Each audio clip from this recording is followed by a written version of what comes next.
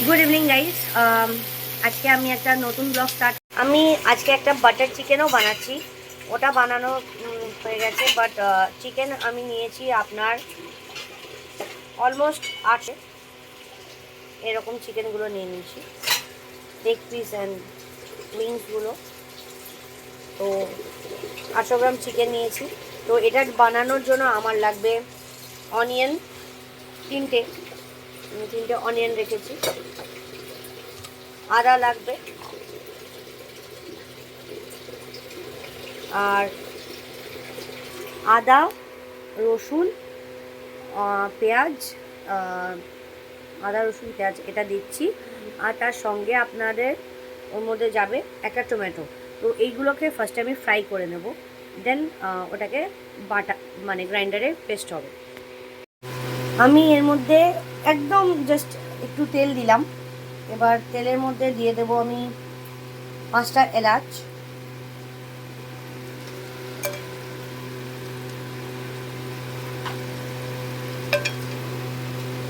দারচিনি ছোট একটা, লবঙ্গ অমনি 4টে,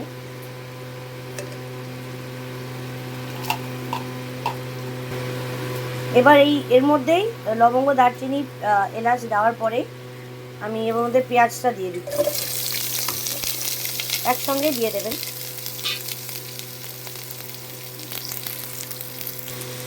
তো আমি গার্লিক দিয়ে দিলাম, দেখুন বড় বড় আমি কোয়া দিচ্ছি এর মধ্যে। তো গার্লিক আর অনিয়নটাকে ফ্রাই করছি। এবার এটা একটু জাস্ট হালকা ফ্রাই হবে। ফ্রাই করার পরে এর সঙ্গে একটু আমি দেব আদা আর একটু টমেটো, একসঙ্গে ফ্রাই করে এটাকে মিক্সিতে পেস্ট করে নিতে হবে। ও আর একটা মেন জিনিস, এর মধ্যে পড়বে অনেক কটা কাজু। টমেটো দেওয়া হয়ে গেল,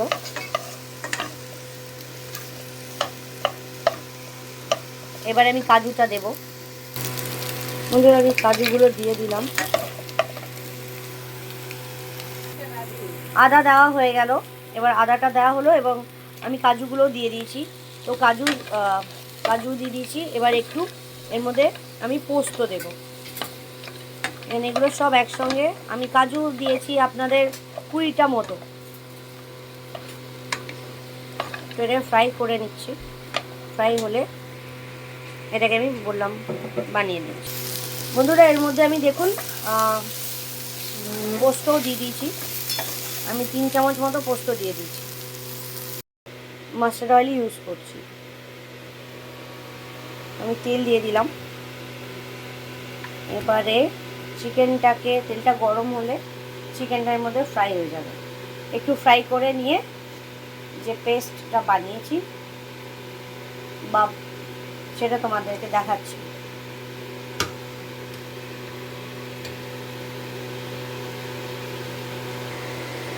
এবারে একটা একটা করে চিকেন দেওয়া হচ্ছে। তেলটা গরম হয়ে গেছে।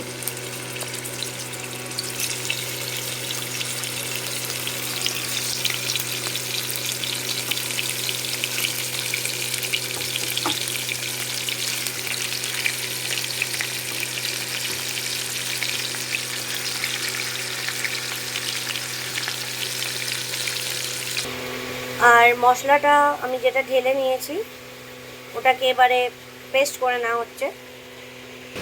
বন্ধুরা পেস্ট রেডি।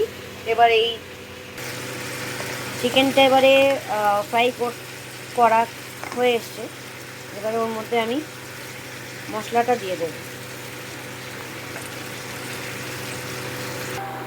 গাইজ আমি এবার পেস্ট এর মধ্যে ঢেলে দিলাম।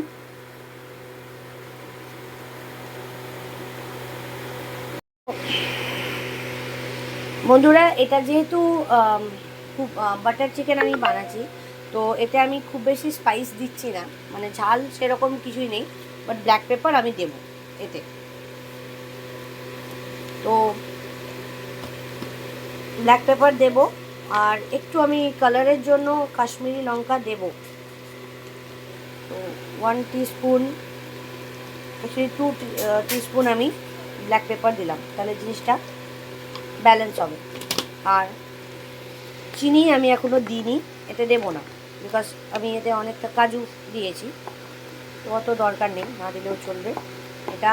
আর আপনাদের যদি মনে হয় যে এটা মিষ্টি মিষ্টি করবেন তো দিতে পারেন, এটা ভালো লাগবে। 1 টিস্পুন কাশ্মীরি মির্চ,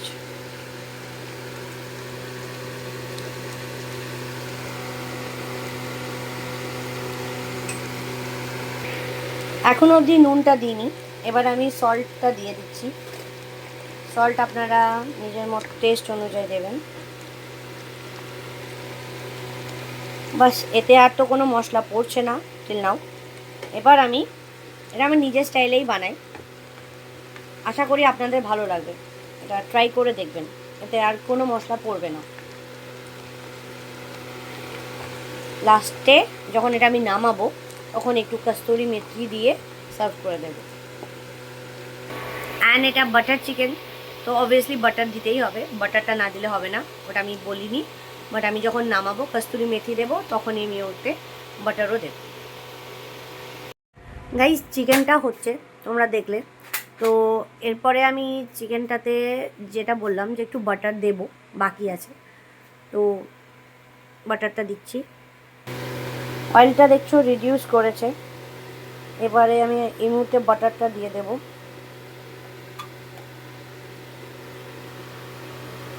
আর একটু বাটার দেবো আমি।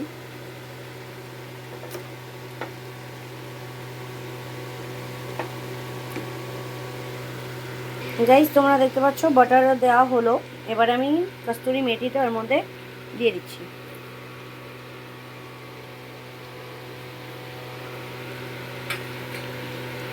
যেন এটাকে একটু নেড়ে চেড়ে নেব।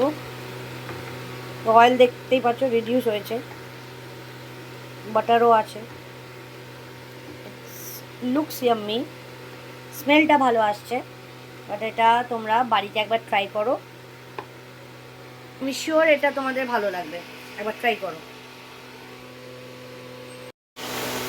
চিকেনটা তোমাদেরকে বললাম যে আমি লাস্টে কস্তুরি মেথি আর বাটার দিয়েছি, বাটারটা একটু বেশি দিয়েছি, তো যে অবভিয়াসলি বাটার চিকেন তো দিতেই হবে। দেওয়ার পরে এবারে তোমরা দেখতে পারো এটা কালারটা কি সুন্দর এসছে। সি, আমার রান্না অলমোস্ট ডান। এবার আমি এটা গ্যাসটা অফ করে দিচ্ছি, দেন এটাকে সার্ভ করে দাও। গরম গরম পরোটার সঙ্গেও করতে পারো, অথবা পোলাওয়ের সঙ্গেও করতে পারো, রুটির সঙ্গেও খুব ভালো যাবে, আর নান, যেটা ইচ্ছা। আর এই রান্নাটা একবার তোমরা ট্রাই করো, রান্নাটা একবার ট্রাই করে দেখো, আর দেখে করে ট্রাই করে ভালো লাগবে আশা করি, বিকজ এটা খুবই টেস্টি হয়।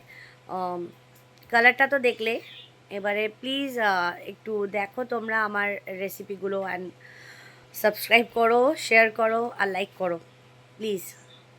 আর আজকের মতো এখানেই শেষ করছি ব্লগটা। গুড নাইট, ভালো থেকো, নেক্সট একটা নিউ কিছু নিয়ে স্টার্ট করবো আবার। Good night, bye bye.